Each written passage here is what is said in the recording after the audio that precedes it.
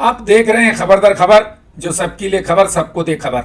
आज की पहली खबर यह है कि भिवंडी मनपा ने बकरीद के संबंध में आज अपनी गाइडलाइन जारी कर दी है, जिसमें सार्वजनिक तौर पर पारंपरिक रूप से बकरीद की नमाज को इजाजत न होने के साथ साथ अस्थायी कत्तलखाना भी मनपा की ओर से नहीं बनाने की बात कही गई है। बता दें कि भिवंडी मनपा आयुक्त ने राज्य सरकार के गृह विभाग द्वारा पिछले 17 जुलाई को जारी जीआर के मुताबिक ही लोगों से बकरीद मनाने के लिए आज गुरुवार को एक परिपत्र जारी करते हुए भिवंडी वासियों से बकरीद की नमाज ईदगाह अथवा मस्जिदों में अदा करने की मनाही करते हुए अपने अपने घरों में ही अदा करने का निर्देश दिया है।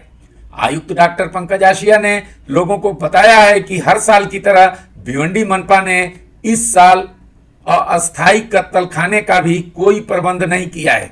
उन्होंने सरकार द्वारा जारी जीआर के मुताबिक कुर्बानी के लिए जानवरों की लगने वाली बाजार पर भी रोक लगाते हुए ऑनलाइन अथवा दूरभाष द्वारा जानवरों की खरीदारी करने की अपील करते हुए यथासंभव प्रतीकात्मक कुर्बानी करने का भी संदेश दिया है।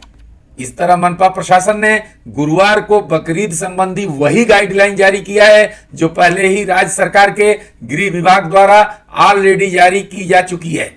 भिवंडी मनपा आयुक्त द्वारा जारी परिपत्र के मुताबिक कोविड 2019 के चलते सभी धार्मिक कार्यक्रमों पर पाबंदी लगी है, इसलिए बकरीद के दौरान भी सार्वजनिक जगहों पर भीड़ भाड़ करने की मनाही करते हुए प्रतिबंधित कंटेनमेंट क्षेत्र में बकरीद के लिए भी किसी प्रकार की कोई छूट नहीं दी गई है।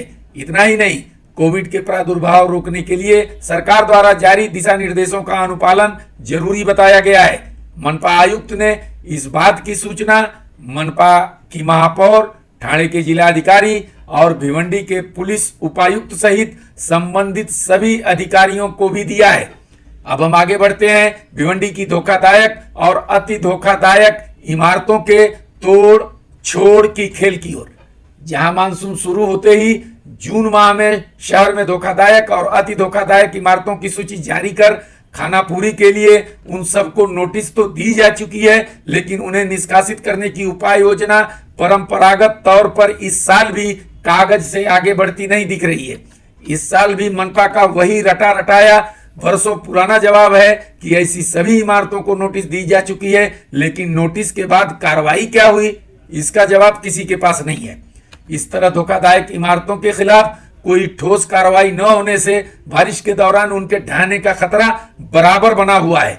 मजेदार बात तो यह है कि जर्जर तो जर्जर भिवंडी शहर में 8-10 साल की बनी अवैध इमारतें भी ताश के पत्तों की तरह अचानक भरभरा कर ढहती रही हैं। मालूम हो कि शहर में 572 धोखादायक और 210 अति धोखादायक सहित ऐसे इमारतों की संख्या कुल 782 है, जिसमें प्रभाग समिति 1 में 16, प्रभाग समिति 2 में 159, प्रभाग समिति 3 में 108, प्रभाग समिति 4 में 278 और प्रभाग समिति 5 में 221 धोखादायक और अति धोखादायक इमारतें हैं, जिनमें केवल 26 इमारतों के निष्कासन का काम मनपा कर पाई है, जबकि इन इमारतों में लगभग 2000 परिवारों के लगभग 10,000 से अधिक लोग अपनी जान जोखिम में डालकर रह रहे हैं। इनमें 30, 35, 40 वर्षों से अधिक की इमारतें, पुरानी चाल, पावरलूम कारखाने और दुकानें आदि भी शामिल हैं। जर्जर मकानों को खाली न करने का प्रमुख कारण भिवंडी मनपा के पास पुनर्वसन की कोई ठोस और कारगर उपाय योजना न होना बताया जाता है। खतरनाक इमारतों के ज्यादातर निवासियों का कहना है कि उनके पास निवास के लिए अन्य कोई उपयुक्त जगह नहीं है। ऐसी दशा में यदि वे अपना मकान खाली कर देंगे तो जाएंगे कहां? लेकिन खतरनाक इमारतों को खाली कराने में सबसे बड़ी अड़चन मालिकाना हक के अलावा स्थानीय नगर सेवक और भूमाफिया भी हैं। कई खतरनाक इमारतों के किराएदारों और मालिकों के बीच आपसी विवाद और कोर्ट कचहरी चल रही है। अधिकांश इमारतों का स्टे और स्टेटस के कारण भी मामला खटाई में पड़ा है, तो कहीं भ्रष्टाचार के चलते मामला आगे नहीं बढ़ रहा है। बतौर बानगी आपको बता दें कि पांजरा पुल इलाके स्थित मोबिन टेलर की अति जर्जर बिल्डिंग का एक हिस्सा पिछले 17 जून की सुबह अचानक भरभराकर बगल के कारखाने पर गिर गया। यह इमारत इतनी जर्जर हो चुकी है कि बरसात के दौरान कभी भी जमी दोज होकर अगल बगल के मकानों को भी प्रभावित करते हुए कई जिंदगियां भी निकल सकती है। यह इमारत सिर्फ जर्जर ही नहीं बल्कि भिवंडी मनपा में व्याप्त भ्रष्टाचार का एक प्रत्यक्ष प्रमाण भी है। इमारत मालिक मोबिन टेलर ने 2016 में ही इसे तोड़ने के लिए मनपा से निवेदन किया था।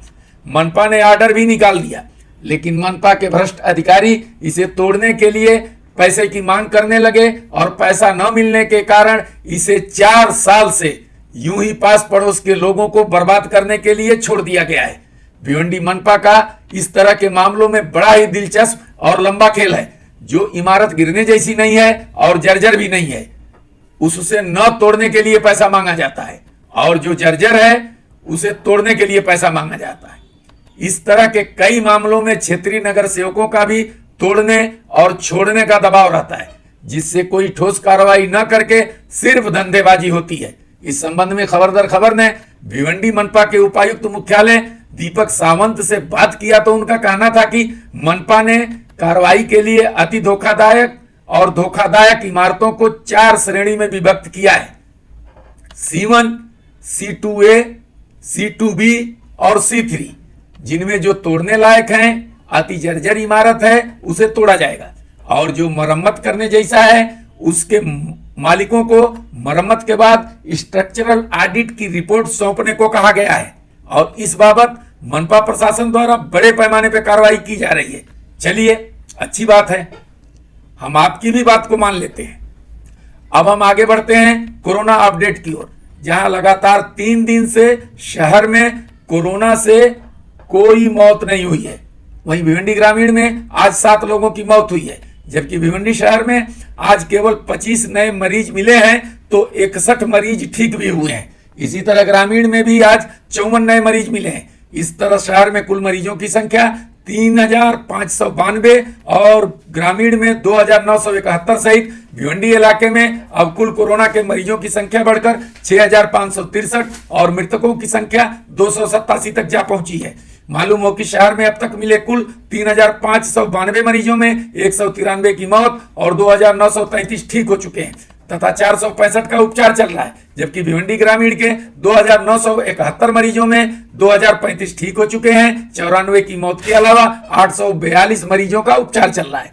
अब अगली खबर अपराध जगत की, जहां नारपोली पुलिस ने 2 अलग अलग चोरी के मामलों में 3 आरोपियों को गिरफ्तार किया है। बता दें कि पिछले दिनों यहां के गोदाम क्षेत्र ओली के लॉजिस्टिक वेयर हाउसिंग के सागर कॉम्प्लेक्स स्थित गोदाम से इलेक्ट्रॉनिक सामान की हुई चोरियों के मामले में नारपोली पुलिस ने आलम मंटू शेख नामक आरोपी को गिरफ्तार करते हुए उसके पास से 6 लैपटॉप, 146 मोबाइल, 8 ब्लूटूथ हेडफोन और 5 टैब सहित कुल 8,34,644 रुपए का सामान बरामद किया है।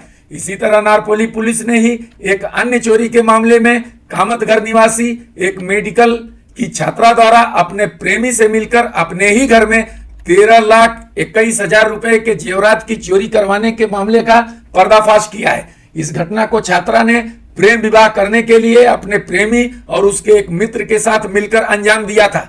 नारपोली पुलिस ने इस मामले में धुले के देवपुर से छात्रा के प्रेमी प्रतीक तुषार लाले अथवा माने और उसके साथी हेमंत दिलीप सौदाने को गिरफ्तार करते हुए उनके पास से 55,000 रुपए नकदी सहित 8,93,000 रुपए के सोने और चांदी का जेवरात भी बरामद किया है। खबर दर खबर की न्यूज़ पसंद आने पर हमारे चैनल को सब्सक्राइब करें और न्यू अपडेट्स के लिए बेल आइकन दबा दीजिए।